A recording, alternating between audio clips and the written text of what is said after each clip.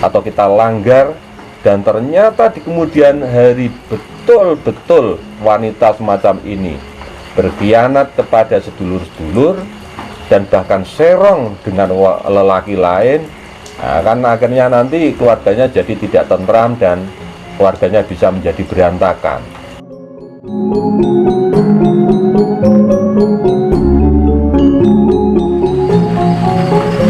Assalamualaikum warahmatullahi wabarakatuh. Salam sejahtera untuk kita semuanya. Rahayu, rahayu, rahayu. Pada kesempatan kali ini saya akan membahas tentang sesuatu yang agak berbeda. Jadi di sini menurut Primbon Jawa Kuno ini ada ciri-ciri wanita yang biasanya itu kalau Jawa itu beleman atau suka serong, atau bisa juga disebut ciri-ciri wanita yang nakal dan suka berpetualang dalam hal cinta. Nah, apa saja ciri-cirinya? Ini sangat penting sekali. Karena apa? Untuk menentukan sebuah langkah ke depan, terutama bagi sedulur-sedulur yang belum punya keluarga atau belum menikah. Nah, dengan adanya ciri-ciri yang disebutkan di Primbon Jawa Kuno ini sebagai acuan dasar supaya kita lebih berhati-hati dalam memilih pasangan nanti. Dan juga bagi yang sudah berkeluarga, dengan mengetahui ciri-ciri wanita yang akan saya sebutkan ini nanti, supaya suaminya akan lebih berhati-hati dan juga bisa mendidiknya supaya tidak melakukan hal seperti yang akan saya sebutkan ini. Nah, jadi ada ciri-ciri wanita yang biasanya itu geleman atau suka serong atau suka berpetualangan cinta, atau kadang-kadang bahkan suka berzina. Apa saja cirinya? Yang pertama, simak baik-baik ini. Yang pertama adalah yang saya sebutkan di sini adalah ciri fisiknya. Jadi yang pertama, postur tubuh. Jadi mengenai postur tubuh wanita ini biasanya itu tinggi, kurus. Ya, jadi tinggi, kurus, dan matanya itu biasanya agak jelalatan. Mukanya bulat tapi agak lonjong, bulat panjang. Nah, ini. Kemudian leher dan kaki juga panjang tetapi tidak proporsional. Nah, jadi kalau panjang dan tinggi tetapi proporsional itu masih bisa ditolerir. Tapi yang di sini yang saya sebutkan ini adalah tinggi, panjang, tetapi tidak proporsional. Ini ciri yang pertama. Yang kedua, masalah warna kulit. Nah, jadi kulit dan wajahnya biasanya itu agak kehijau-hijauan. Nah, jadi kulit dan wajah agak kehijau-hijauan. Dan ada ciri yang sangat menonjol, yaitu ada urat yang kelihatan di sini. Nah, ini antara hidung dan dahi ini ada urat yang kelihatan warnanya biru. Bayu, otot bayu itu kelihatan biru. Nah, itu salah satu cirinya. Ada ciri yang lain, yang ciri yang selanjutnya, yang nomor 3, yaitu wajahnya antara panjang dan lebarnya itu tidak seimbang. Jadi panjang wajah dengan lebar wajah ini tidak seimbang, tidak proporsional.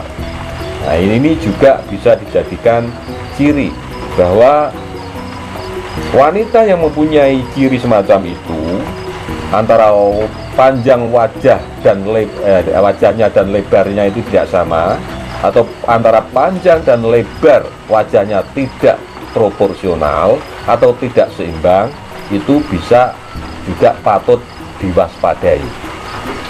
Jadi kita dalam memilih calon pasangan, bagi yang belum punya pasangan itu lebih berhati-hati. Kemudian yang keempat, ini ciri masalah rambut. Nah, jadi rambutnya biasanya wanita yang geleman itu, atau yang suka serong, atau yang suka berpetualangan cinta, itu biasanya rambutnya itu berombak. Jadi rambutnya berombak, jadi bukan keriting tetapi berombak. Berombak ada dua jenis. Jadi yang pertama adalah berombak tapi lemes. Tapi nah, berombak lemes itu bagus, tidak masalah. Tetapi kalau rambutnya sudah kaku tetapi berombak, lah ini patut dicurigai. Jadi kita lebih berhati-hati, karena biasanya wanita dengan ciri rambutnya kaku dan berombak semacam ini juga suka berpetualangan cinta, atau kadang-kadang itu suka serong, gampang selingkuh.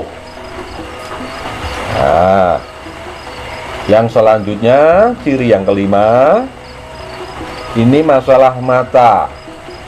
Jadi biasanya itu matanya itu suram. Jadi pandangan matanya itu tidak tajam, tidak bersinar, tetapi suram. Dan biasanya banyak berkedip.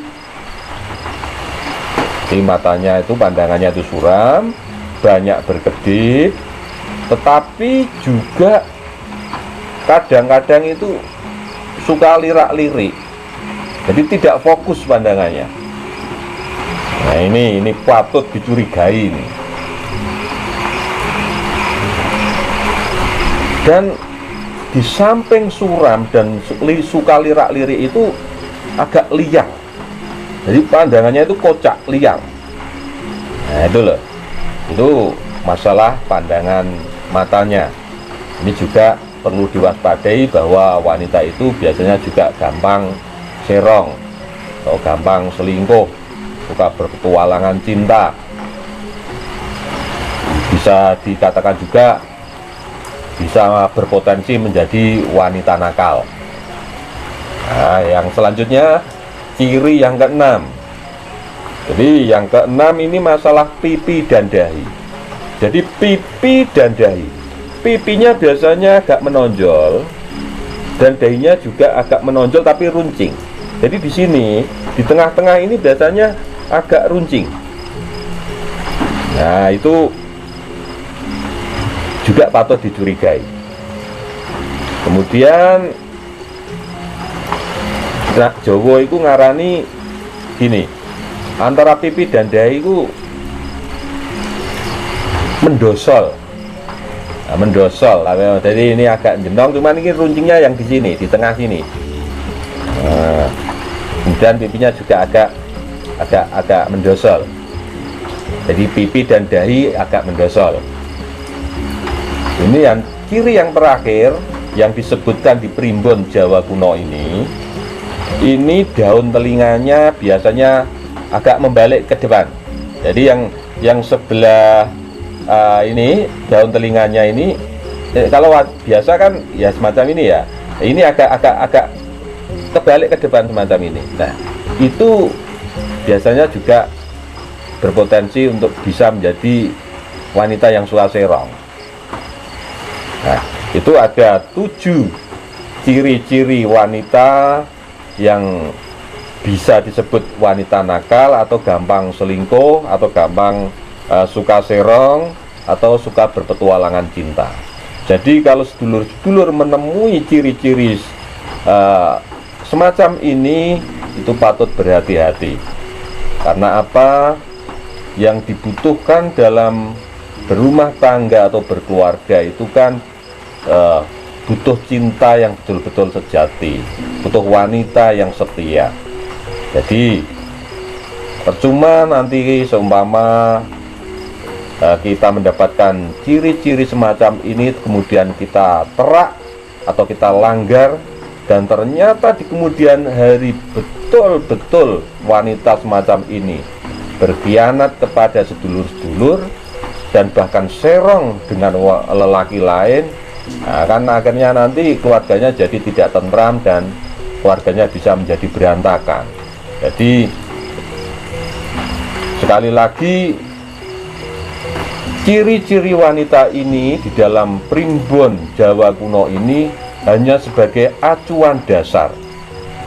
Jadi tidak mutlak, tidak, tetapi bisa dijadikan acuan dasar supaya kita lebih berhati-hati untuk memilih pasangan kita, atau lebih berhati-hati terhadap istri kita bagi yang sudah menikah, supaya apa? Bisa kita didik untuk menjadi wanita yang betul-betul setia, menjadi wanita yang bisa diajak berumah tangga dengan baik.